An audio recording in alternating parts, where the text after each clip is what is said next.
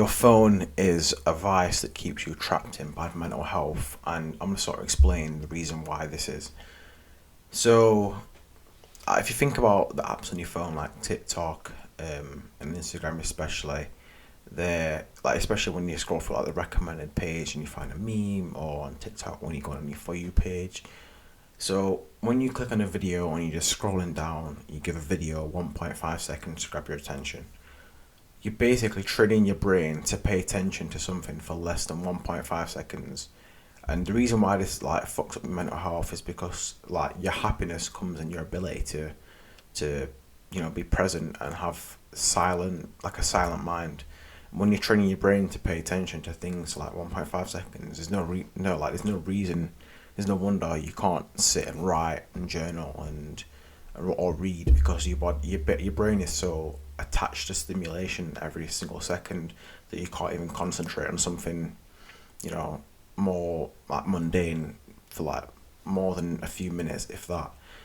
And the other part is that as a species, like it's good to have a self awareness about your base instincts as a species, and one of our base instincts is to compare ourselves to other people in the tribe. Hundreds of years ago, we would have been comparing ourselves to the 150 people in our tribe. The 70, 75, of that would have been men.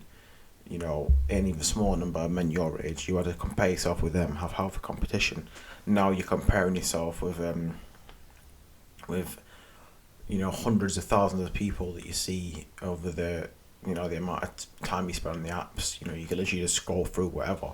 You see people who are more successful, better in shape, that look happier. Nothing to say they are, but because they post a photo, with them smiling, you automatically assume that, oh yeah, they're much more happier than me. And like, it's not something you can just like out train either. Like, it's a base instinct of human. Like, it's the same as like having food, or like getting hungry for food, or thirsty. Like, it's a base instinct that you don't really overcome. Like, there's no really way to just sort of like negate it, because your brain just does it naturally. Like, it just compares you to other people. Be like, oh well, this person's like up here and I'm here, and I need to get there, and if I don't, I'm gonna be very unhappy. That you're just training your brain to be less happy, just because you've seen somebody on Instagram, or seen somebody on TikTok, or seen a girl, that's really attractive. Oh, but she has a boyfriend, and then you're like, oh, and then you sort of feel bad about yourself. And there's so many different things. Why it hinders your mental health. And like, when you think about like these screens and stuff, they are literally optimized to like the single pixel of whatever's on the screen. Like, you go on Instagram, every single thing on there is optimized to keep your attention on the platform for as long as possible, and people don't even realize it. And the thing is as well, some people do realize it, but they still do it anyway. That's how addictive these platforms are. Like, that's how impactful and powerful some of these platforms are. Is that you realize, oh, but I shouldn't be on this app, but you're on it anyway. I know there's plenty of times like spending less time on my phone, doing more reading. Reading especially is something that I've been. It's one of the better things that I've been doing, and I've found more improvement on in my self improvement journey. Spending less time on my phone, but the thing is, even though I'm consciously aware that I'm supposed to be not spending time on my phone, there might be days where I spend less than an hour on my phone, but then the next day, that innate thing kicks in. I'm like, I've just been scrolling on Instagram for like an hour, and then and you want to watch a YouTube video, but then and it's just it's like, it's so hard to like get a grasp, like get rid of the grasp that it has on you, because it's been built up over time as well. I'm 19 now, and like, I had my first phone when I was like 12. Since like being 12, that's all I've ever been. Since being 12, all I've ever known is to have a phone, like to be addicted to it, and not even realise that I'm ruining my own mental health by staying on these platforms, staying on my phone. The only thing I try to use, for productive means is YouTube. And the reason why YouTube is a little bit different, it can still be addictive, but like, the videos on the platform are long form. I watch a lot of podcasts on there. Diary of a CEO. There's so many interesting people in there, and Hamza's videos as well. But it can still grasp you. Like, you can still go from one video to the next video, and the thing that makes it even worse on YouTube is the long videos as well. So you spend more time. So you have to be like consciously aware of, okay, I've just spent 15 minutes watching this video. I'm gonna put my phone down now and go do something a little bit more productive.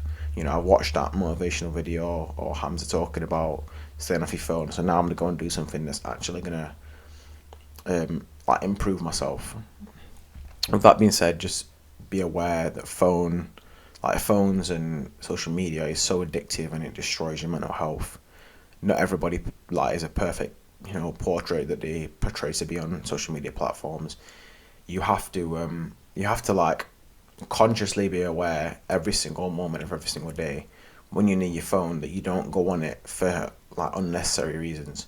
Literally, you might, like me, sat there and you go on your phone and you open it, and like you go on Snapchat, oh, but there's no messages on there, so you close your phone. Literally 5 seconds later, you're like, oh, I ain't got anything else to do. Pop up your phone. You might spend 10 minutes on Instagram. Oh, like you found the funny videos and you just keep on scrolling. But then you put it down, and then literally like another minute later, you pick it back up. They literally, bro, have you by the balls. You have to overcome it by like doing things that are less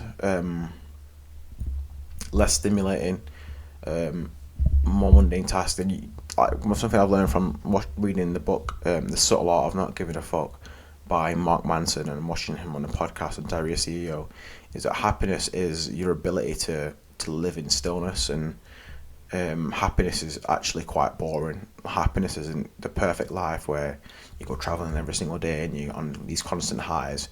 It's like your baseline happiness is how well you can like live in stillness, and appreciate just literally being sat there looking at a wall, or sat there reading and stuff.